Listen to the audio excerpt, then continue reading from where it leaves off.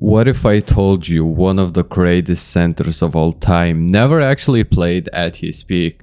Yes, you heard me right. And it's not because he wasn't good enough, not because nobody wanted him, but because of politics, injuries, and timing.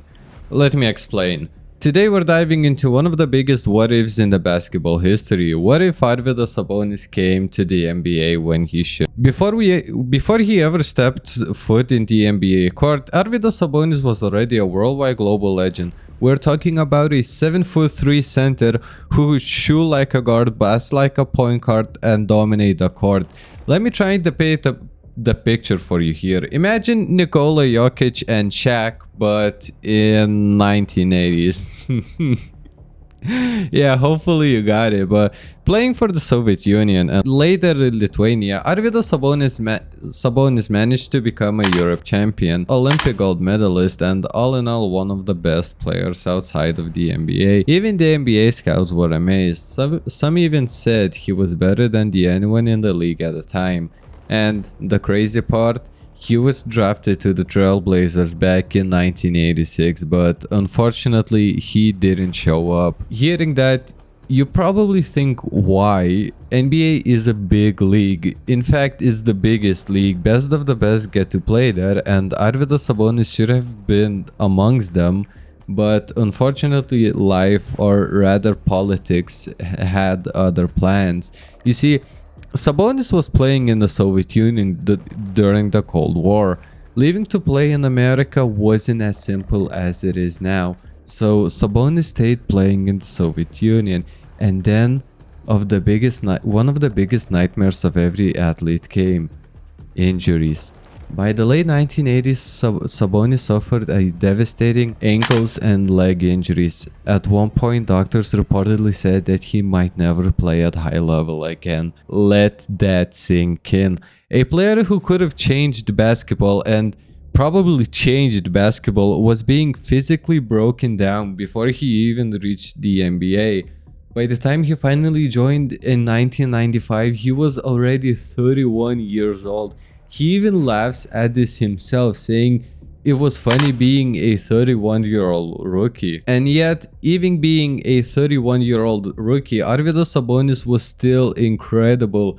In his rookie NBA season, he averaged decent numbers, made all-rookie first team, and helped Portland to become the contenders. But this version of Sabonis wasn't the one that we were supposed to see. This version was slower, less explosive, and was consistently battling injuries. But all of that, with all of the challenges he came across, he still dominated the court, which raised the question: if this version was good, how good was prime Arvydas Sabonis? Let's rewind back to 1986. The last pick of the first round of the NBA draft, America's game, the Portland Trailblazers select Arvydas Sabonis of the Soviet Union.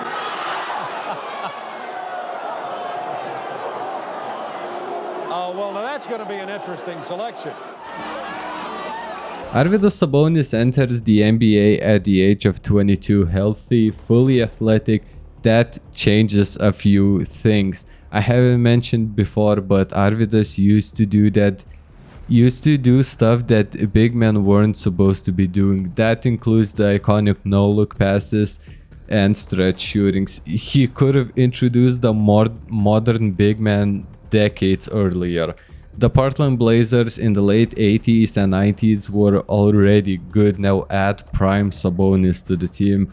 What are we looking at, you might ask? We're looking at a legit championship runs, possibly multiple titles, a completely different NBA power balance. And all of that time in the NBA, Sabonis also challenged the greatest centers ever, such as Hakeem Olajuwon, Patrick Ewing, and David Robinson. Sabonis wouldn't have just competed, he would have been right there with them, Some fans and analytics believe that he could have been an MVP candidate, a top 5 player in the league, and possibly one of, if not the best centers ever. Sadly, the reality was different, and this could have been amazing, truly one for the history books, but unfortunately we got a version of Sabonis that was older, slower, and most importantly injured. But nevertheless, NBA still got one of the greatest players in the entire basketball history to play with them.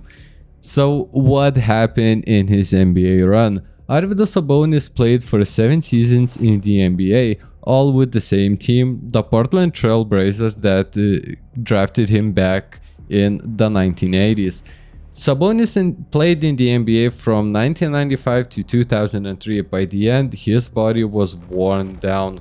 Chronic knee injuries, multiple surgeries, and constant pain made him step away from the NBA in 2003.